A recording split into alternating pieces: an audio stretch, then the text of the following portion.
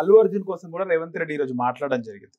ఈరోజు అసెంబ్లీలో రేవంత్ రెడ్డి మాట్లాడుతూ అల్లు అర్జున్ కి అక్కడ క్రౌడ్ కంట్రోల్ కాదని తెలిసిన పోలీసులు చెప్పినా వచ్చినాడు అని చెప్పేసి అల్లు అర్జున్ గురించి రేవంత్ రెడ్డి ప్రస్తావించాడు.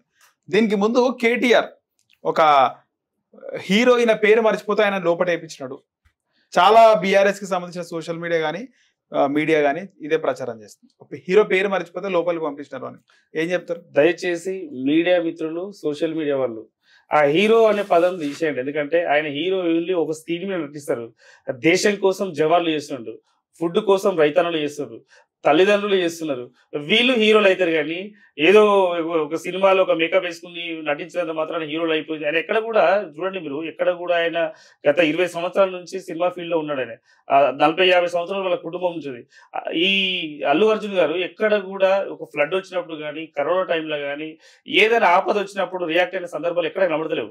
సో ఇట్లా ఆయన ఒక సొంతగా ఆర్మీని క్రియేట్ చేసుకొని ఆయన ఒక హైప్ తీసుకొచ్చుకున్నాడు అంతే. సో ఈ క్రౌడ్ ఆ థియేటర్ చిన్న థియేటర్, ఆ చిన్న థియేటర్ లో ఈయన అప్పటికే నాకు 2 లక్షల ఆర్మీ ఉంది, 3 లక్షల మంది ఆర్మీ ఉంది, నేను కదిలితే 5 లక్షల మంది వస్తారు ఒక స్టేట్మెంట్ ఇచ్చుకున్నాడు. సో ఎట్ ఏ టైమ్ 5 థియేటర్ల ఈ సినిమా రిలీజ్ అయింది. ఒక ప్రీవియస్ షో 5 థియేటర్లు రిలీజ్ అయింది.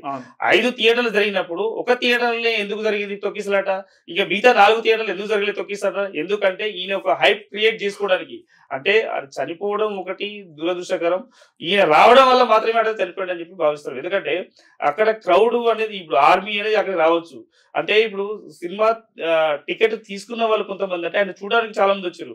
ఆయన ఒక పొలిటీషియన్ లాగా ఒక పైన ఇట్లా నమస్తే పెట్టి వీళ్ళంతా హైప్ తీసుకొచ్చి ఈ రకంగా తీసుకోవడం వల్ల మళ్ళీ ఈయనకు సంబంధించి బౌన్సర్లు ఒక 30-40 మంది బౌన్సర్లు పెట్టుకుని వాళ్ళు అటు ఇటు తోయడం వల్ల ఈ ఆడ పెద్ద ఆ క్రౌడ్ వల్ల ఆడ తొక్కిసలాట జరిగింది.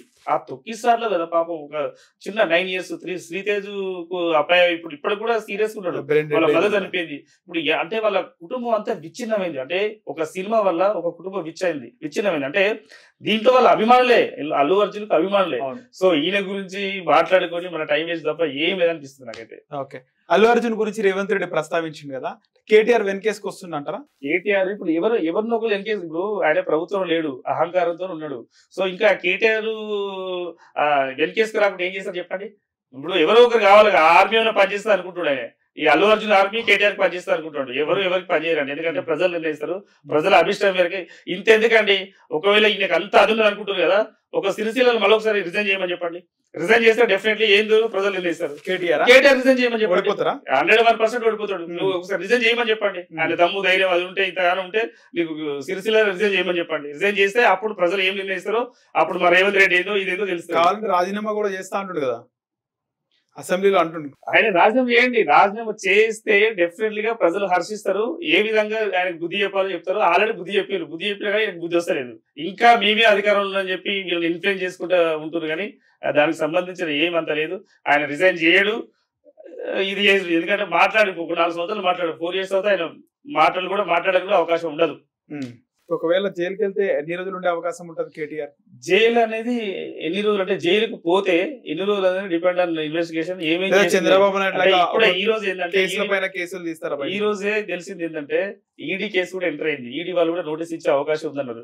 ఈడీ అయిన తర్వాత ధరణి పోర్టల్, త్రిబుల్ కు సంబంధించిన ఇంకా చాలా కేసెస్ ఈ రోజు ఓఆర్ఆర్ సంబంధించి, త్రిబుల్ ఓఆర్ఆర్ సంబంధించి కొన్ని కేసెస్ ఈ రోజు నేను ఈనాడు పేపర్ లో మీడియా ద్వారా చూసాను నేను. సో ఆ కేసుకు సంబంధించి ఏముందో ఆ ఇన్వెస్టిగేషన్ వెళ్తుంది. ఆ ఈడీ వాళ్ళు ఏం చేస్తారు, ఏసీ వాళ్ళు ఏం చేస్తారు, దాన్ని బట్టి ఎన్ని రోజులు ఉంటుంది కోర్టు నిర్ణయిస్తుంది. కేటీఆర్ అరెస్ట్ అవుతే కవితని ప్రెసిడెంట్ చేద్దామనే ఆలోచనలో కేసీఆర్ ఉన్నాడు. అది పొలిటికల్ కోణంలో అది ఎవరు ఏం చేస్తారో తెలియదు.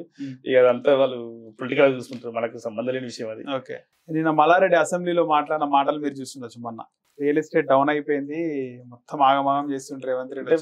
వాళ్ళ రియల్ ఎస్టేట్ డౌన్ అయింది. ఎందుకంటే మల్లారెడ్డి రియల్ ఎస్టేట్ డౌన్ అయింది, కేటీఆర్ వాళ్ళ రియల్ ఎస్టేట్ డౌన్ అయింది, వాళ్ళ బీఆర్ఎస్ నాయకుల యొక్క రియల్ ఎస్టేట్ డౌన్ అయింది. కానీ ఇక్కడ రియల్ ఎస్టేట్ ఎందుకు పుంజుకోవడం, హైడ్రా వచ్చిన తర్వాత మీరు బ్రహ్మాండమైన డెవలప్మెంట్ ఉంటుంది. హైడ్రా అంటే మేము ఎందుకు, మా గవర్నమెంట్ ఎందుకు చేయలేకపోతుందని బాధపడే రోజులు వస్తాయి. ఎందుకంటే హైడ్రా అంత మంచిగా పనిచేస్తుంది. హైడ్రా రంగనాథ్ గారు చాలా బ్రహ్మాండంగా ఒక మెసేజ్ ఇవ్వడానికి, అంటే ప్రజలకు ఈ ఈ హైడ్రా ద్వారా అంటే ఎక్కడ కూడా ఇప్పుడు నిన్ననే అసెంబ్లీ ఎక్కడ కౌన్సిల్ ఎక్కడ చూసినా 16,000 మంది బాధితులు ఉన్నారు, 17,000 మంది బాధితులు ఉన్నారు. ఎక్కడున్నారండి? ప్రతి ఒక్కరిని అక్కడ వాళ్ళు ఎందుకైతే కబ్జా గురైన వాళ్ళు ఉన్నారు, వాళ్ళని తీసుకొచ్చి వాళ్ళకు ఒక మంచి అకామిడేషన్ ఇచ్చి వాళ్ళకు ప్రాపర్ గా ఏదైనా ఒక అకామిడేషన్ చూపించి మంచిగా నిర్ణయిస్తున్నారు.